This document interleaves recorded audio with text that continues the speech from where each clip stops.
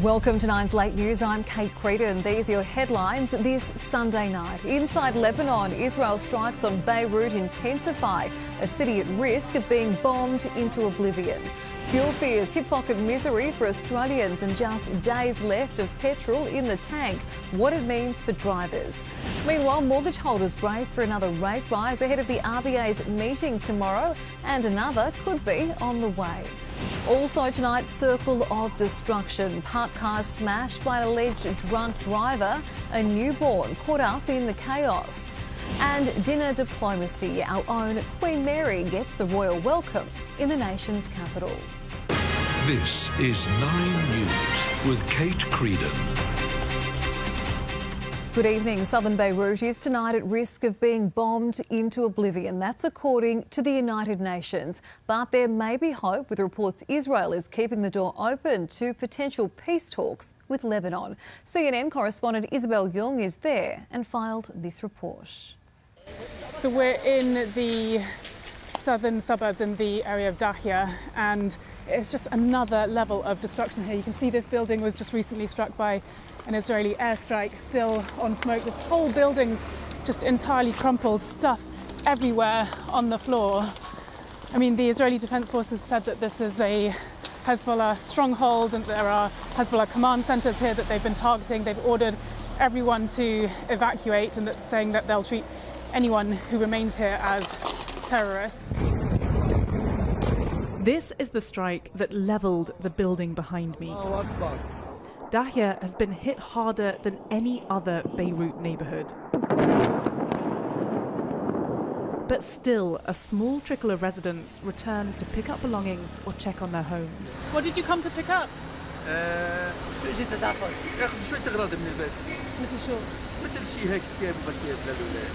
What does it feel like seeing your neighbourhood like this? نحن بدنا نصمد، بالنهاية نحن بدنا نصمد، لأنه المقاومين عم بقدموا كثير دم ونحن شو ما قدمنا قليل.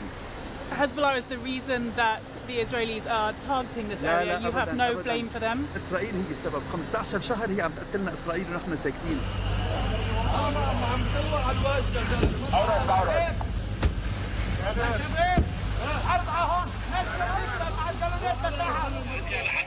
هيك شكل المجمع بعد الضرب. In the aftermath of strikes, it falls on the civil defence team based on the outskirts of Dahya to put out fires and save any casualties.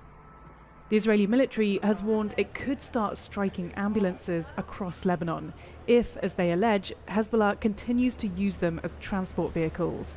Hezbollah told CNN they do not use ambulances or medical centres for military purposes.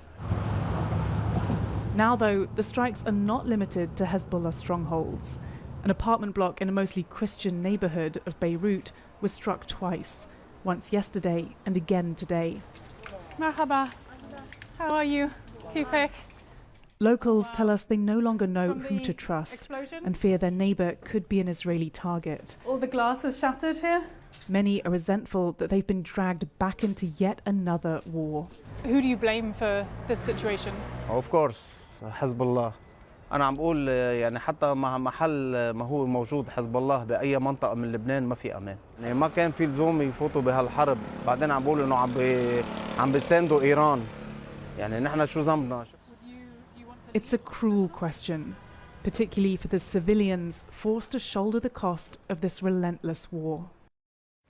There's a new twist tonight for the Iranian soccer players granted humanitarian visas to stay in Australia. Political editor Charles Croucher reports from Parliament House. Well, the world has watched on enthralled with the plights of the Iranian football team, and now two more players and the team official that were granted humanitarian visas have opted to return to Iran. The trio flew out of Australia just before midnight last night. Supporters say there has been ongoing threats to the players and to their families, and those threats have loomed over every decision of the last week. Their story and the efforts of our government and the Trump administration will likely now become Iranian propaganda. It is a victory of sorts for the brutal regime in Tehran, with the world watching on. The Albanese government in a statement said it had done everything it could to make sure the women were provided with the chance for a safe future. Tonight, sadly, it's not clear at all what their future looks like. It's also not clear what the future of the players still here in Australia has in store. Crisis talks over petrol prices and supply will be held in Sydney tomorrow. For more, I'm joined by Madison Scott in the studio. Maddie, what will this aim to achieve? Kate, this is the New South Wales Government trying to get on the front foot. The roundtable will be chaired by Energy Minister Penny Sharp. There'll be representatives from transport, agriculture, mining and consumer groups.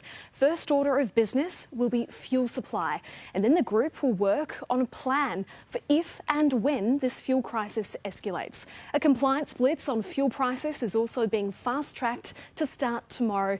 And Kate, the New South Wales Premier is tonight urging people not to buy more fuel than they need. Maddie, thank you. For more, I want to bring in Dr. Lorian De Mello from Macquarie University Business School. Dr. De Mello, good evening. We've heard a lot about the current fuel reserves. Currently, Australia has 37 days worth of petrol, 30 days of diesel and 29 days of jet fuel. What exactly does this mean? Will we run out of petrol in 30 days? Look, it's a tricky one. The government keeps telling us that fuel's coming into onshore, but we don't really know. I mean, right now, today, I saw a lot of petrol stations were out of diesel already. So that's the biggest worry. I think the petrol prices are kind of holding up okay. I'm surprised they haven't reached, $2.70, $2.80 a litre. So it's all circumstantial on the Strait of Hormuz. As long as fuel doesn't, starts coming through that strait, then there's going to be issues if it stops. I guess another thing we've been hearing about is the phrase dirty fuel over the last few days, with the government allowing more to be sold to motorists. What is dirty fuel, and should drivers be concerned about putting it in their engines? Yeah, look, it's the same fuel that probably drivers put in their engines before December 2025. So the government's been trying to reduce the sulfur content of fuel from 150 parts per million to 50 parts per million, and now 10 parts per million. So I wouldn't worry too much about, the term dirty being used. It's not that, drivers were using that fuel for a whole decade. So I don't think there's any concerns that is going to cause any problems to car engines. Dr. Lorian De Mello from Macquarie University, thank you so much for your time. Thank you.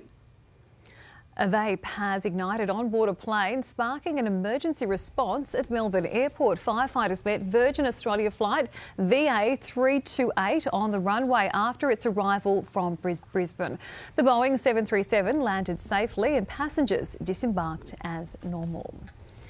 Australia's Governor-General is right now hosting Danish royalty. King Frederick and Queen Mary are tonight in Canberra for a state dinner, rounding out the second day of their Australian tour. The Queen from Down Under in the nation's capital. Shoulder up! Flanked by Prime Minister Anthony Albanese and his wife Jodie, to the sound of Waltzing Matilda. The King of Denmark, given a ceremonial welcome at Government House. Their Majesties signing the visitors' book before sitting down for a more intimate occasion. We welcome you warmly to Canberra, to Australia and here to Government House. Dinner with a side of diplomacy. In our cooperation on renewable energy, which this visit I hope will deepen significantly. In our shared stance against Russia's war in Ukraine, in our collaboration on critical and emerging technologies. King Frederick cottoning on to our way of life. I've even come to understand and appreciate that cricket, like AFL, is not only a time-consuming part of our national heritage, but also an essential form of social bonding the Aussie way. A black tie ending to a day started at dawn in the Red Centre at Uluru, a private waterhole walk led by traditional owners. To experience Uluru for the first time and to meet with the Anung people and hear a little bit about their spiritual and cultural connection. Those wanting to catch the royal couple in Canberra will have the opportunity at the Australian War Memorial tomorrow morning before they meet with the Prime Minister and the Denmark-Australia Parliamentary Friendship Group. Ties between the two countries continuing to deepen. Madison Scott, 9 News.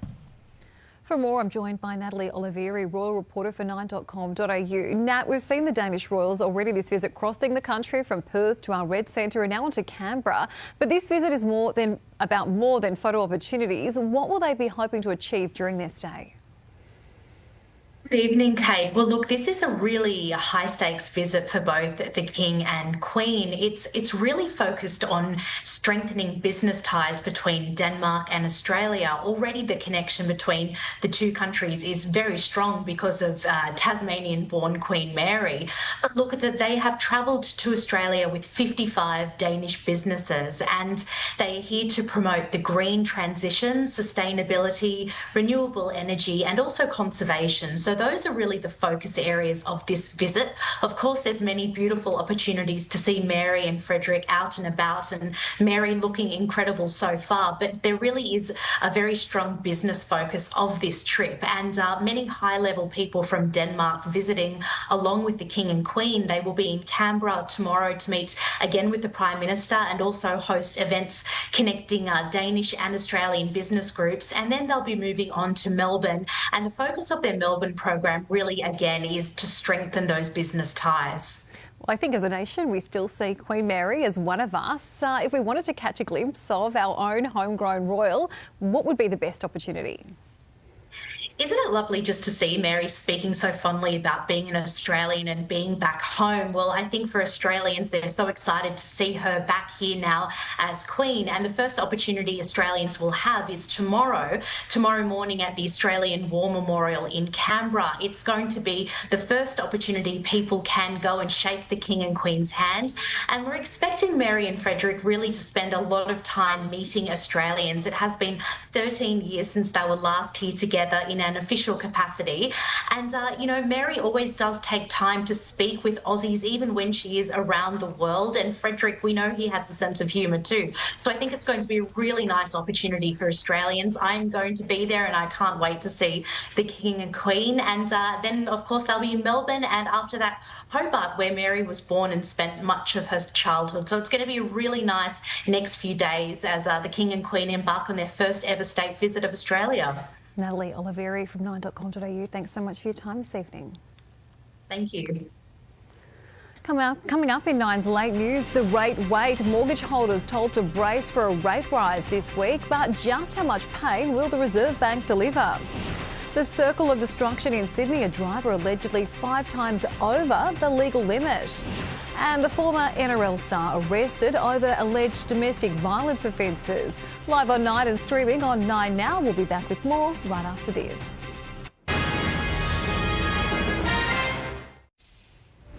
There's been carnage in a Coles car park in Sydney. An alleged drunk driver reversing out of her space and spinning out of control into several other cars. 5 vehicles were damaged at Turramurra, one with a 5-week-old baby inside. As I unclipped her, I could see a car, like with my peripherals, just accelerating at me, so I had to, jump out of the way. She got pushed out, ejected out of her car seat because it was unbuckled, and it was just very traumatising to see her like that. The 62-year-old woman behind the wheel was arrested, allegedly blowing more than 5 times the legal limit. Support for One Nation has climbed higher than the Coalition for the first time, according to a new poll. The Resolve poll shows Labor leading the primary vote at 29%, while One Nation ranks second, sitting at 24%, 2 points above the Coalition. Support for Angus Taylor as PM is 9% higher than Susan Lee's rating last month. The Reserve Bank will meet tomorrow ahead of the March interest rate announcement on Tuesday, and millions of Australians are being told to brace for another hit. With me now is Scott Phillips, Chief Investment Officer at the Motley Fool. Scott, good evening. How is the economy poised ahead of this meeting? Hey, good evening. That's the perfect question, and we know the RBA primarily thinks about a 3-legged stool: unemployment, economic growth and inflation. Let's go through those in turn very quickly. Unemployment at 4.1% is excellent on any historical measure over the last 50 years, with the exception of the COVID years when inflation was 8% and jobs were pretty easy to come by. At least the unemployment rate fell pretty quickly. In normal situations, 4.1% is very good, almost too good. The RBA will be concerned. Maybe it'll lead to wage inflation. Economically, the economy is growing, and last quarter's GDP was really good. Annual about 2.6%. Look, 3 is probably better. 2.6% is excellent. The risk, of course, as we all know, is inflation. 3.8% for 3 of the last 4 quarters. 3 or 4, last 4 months, I should say. The other one was 3.4%. Way too high, unfortunately. The RBA is going to have to work out whether, and by the way, it might go high. Treasury apparently expecting it to be in the 4s or maybe the high 4s before it starts coming back down. Yeah, and of course, all signs are pointing to a rise now, with the big 4 banks having already passed on a hike for fixed mortgages. Yeah, they have. And all 4, by the way, are predicting an increase as well when it comes to the RBA's meeting tomorrow and Tuesday. Realistically, they are, the money is betting literally on higher rates. They wouldn't do it if they didn't have to. Banks want to have lower rates. I mean, they'll make as much money as they can, but they're trying to win the business, right? If they're putting those rates up, they're doing it because they figure at some point, particularly for a fixed mortgage, they're going to have to pay more for the money they're using to fund that mortgage, and they need therefore to charge people a higher rate. They put their money where their mouth is. They are saying they expect it to rise, unfortunately, come Tuesday afternoon. Yeah, it's not news that mortgage holders want to hear, but should we get a rise this week, it might not be the last one. In fact, we could even get a supersized hike. Oh, man, yeah. This is, look, close your ears or close your eyes. Well, also, by the way, prepare for this. So here's the thing. They meet on Monday and Tuesday. They then meet again in early May. The reality was, before this inflation number came out, before really the Iran issue propped its head up, the expectation was by most a rate rise in May and then maybe another one after that. If this simply brings things forward, yes, May is definitely on the cards. There is an outside chance of a 50 basis point or 0.5% increase on Tuesday. It is news nobody wants to hear. It's not the most likely outcome. I don't want to scare anybody, but it will be discussed, I'm sure, around the RBA board table. And of course, Scott, current fuel prices are a contributing factor to a rate hike, but the situation is so volatile, we don't know what is going to happen. Is the RBA jumping at shadows here? Yeah, that's very possible. We don't know what they will do. We don't know what rationale they will give. But you're absolutely right. Those who are saying, and probably right now watching this, hey, hang on, if oil prices drop suddenly and soon, will it be too much? Will they have jumped, as you say, at those shadows? Will they have jumped the gun and gone too quickly? Very possibly. And this is the problem for the Reserve Bank. They don't know the future. And so what they're doing is sitting around the table thinking, what are the range of outcomes? How good could it be? How bad could it be? How likely are we to sit between those two extremes? And what is the most prudent course of action? Not perfect, not with absolute foresight, just what will we regret least is probably the way to think about it. If we go a bit early and it isn't necessary, that's going to hurt a lot of people. If we don't raise rates and inflation gets further out of control, we may have to go another 1, 2 or 3 times, and that would be disastrous. So that's what they're going to have to weigh up. You're right. Oil prices may come back down and come down quickly, but also they may not. Yeah, we'll have to wait until Tuesday. And of course, Michelle Bullock's comments following that decision. Scott Phillips from the Motley Fool, thank you. Pleasure. Thanks, Kate. Former NRL star Chris Walker is in custody tonight after being arrested on the Gold Coast. Giselle Manning has more. Well, Queensland Police were led on a wild chase here on the Gold Coast on the hunt for former Broncos player Chris Walker, wanted on numerous offences. Well, the former State of Origin player was allegedly found hiding from police at a Currumbin Waters property. It's alleged that detaining him wasn't easy. Around 6 o'clock last night, police officers went to the former NRL star's home, but he fled in his ute to a nearby street. He abandoned the car, taking off on foot and jumping a nearby fence into a neighbour's backyard. Multiple police units searched the street. After 2 hours, Walker was found hiding under a pontoon in nearby canals. He was arrested and taken into custody, wanted over alleged domestic violence offences. Tonight, the 46-year-old has been charged with 3 counts of common assault, a stalking charge, an intimidation and harassment charge, and 1 count of willful damage. Walker is best known for being the Broncos' top try scorer in 2002, playing more than 150 NRL games across several clubs. He remains in custody and is due to face court on the Gold Coast tomorrow. 2 of the 3 Australians convicted of murder in Bali could still face the death penalty, with Indonesian prosecutors to appeal their jail sentences. The trio will each spend more than a decade behind bars for gunning down Zafar Radmanovic and trying to kill underworld figure Sanar Ghanem. The prosecution argues the sentences didn't fulfil the sense of justice in society. A sandstorm has swept across parts of the Middle East. The storm engulfed Gaza in a dusty orange haze, the wind gusts slamming into tents and makeshift shelters. Israel, Lebanon and Egypt were also impacted, causing disruption to a region already under strain. Tobacconists in Melbourne have been warned if they're caught selling illegal products, their stores will be shut down. Amber Johnston reports. These laws already exist right across Australia, and now tobacconists in Victoria will be targeted next, with the state government here vowing to introduce the toughest crackdown on the sale of illegal products the country has seen. These proposed laws will target retailers facilitating organised crime gangs that are responsible for more than 200 firebombings and 2 alleged murders in Victoria. Under the tough new legislation, inspectors will be able to search retailers and force them to close for up to 90 days if they're caught selling illicit tobacco. Landlords will also be given the power to terminate leases on stores caught selling the product, and the courts will also be able to impose longer store closures with no fixed time limits. Individuals caught will face fines of up to $370,000 or 15 years jail. This is still very much a work in progress, but the Victorian government has said they want these new laws to be introduced by the end of the year and before the next state election. When we return, a hiking trip turns to tragedy on the Sunshine Coast. And Aussie hopefuls in the hunt for Hollywood's biggest award as Tinseltown gets ready for the Oscars.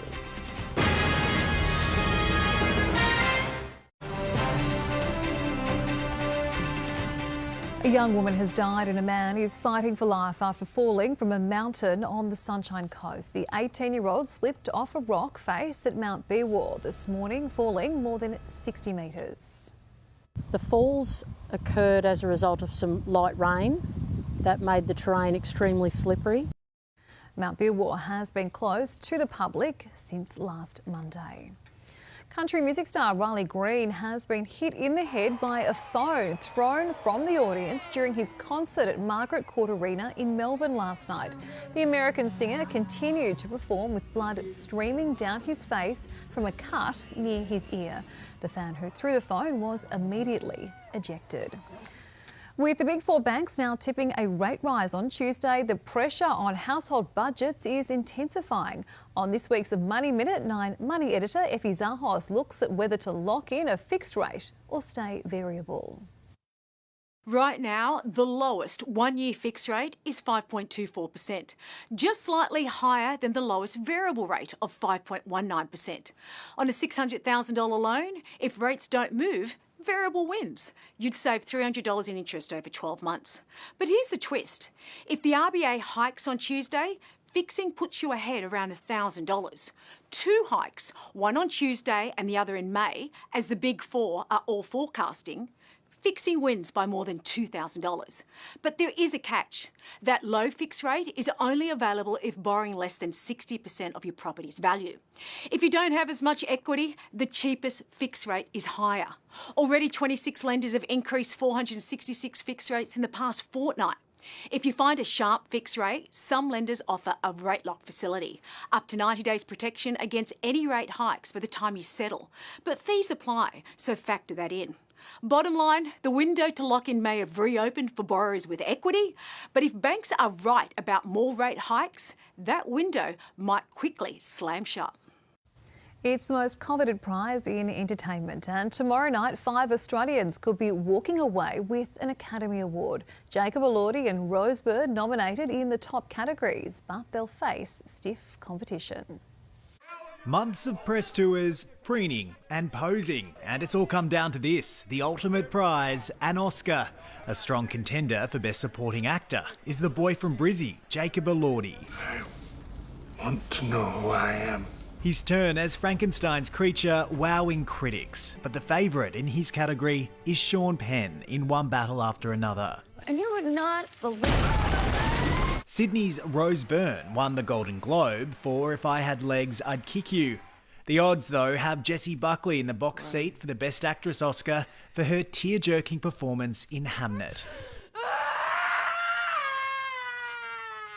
Other Aussies in contention: musician Nick Cave, designer Fiona Crombie, and visual artist Guido Walter.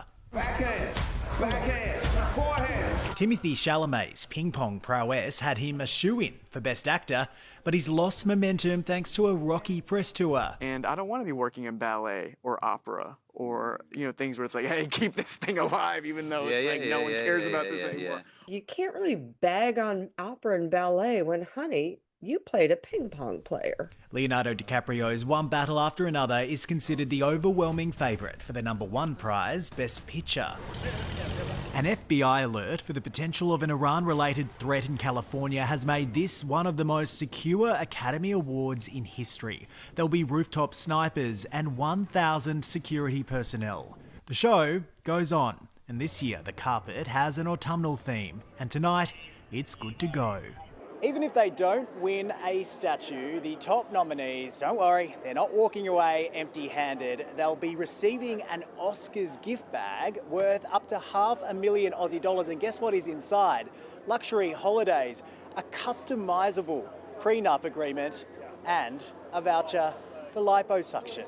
So it's crazy because everybody in Hollywood is on Ozempic. Yes. So I don't know what they would have to suck out. In Hollywood, Reid Butler, 9 News. And before Hollywood's best are honoured at the Oscars tomorrow, today it was this year's worst films getting attention. The annual Golden Raspberry Awards presented in Hollywood, with Aussie actress Rebel Wilson winning Worst Actress for her performance in Bride Hard.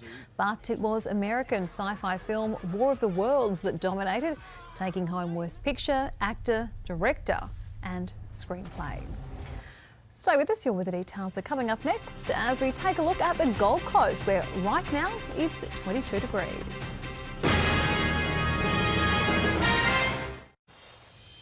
Taking a look at the weather around the country tomorrow, partly cloudy day on the way for Brisbane, 28 degrees, some cloud about in Canberra too, 29, showers increasing in Melbourne, 22, showers for Hobart too, 20, Adelaide could also get some rain up to 15 millimetres forecast, 23 degrees, partly cloudy in Perth, heading for a top of 31, and rain on the way for Darwin, also 31. If you missed anything from tonight's bulletin, you can catch up on 9 Now. That is 9's late news for this Sunday. We'll be back tomorrow night. I'm Kate Creedon. Thanks for joining us. Have a great night.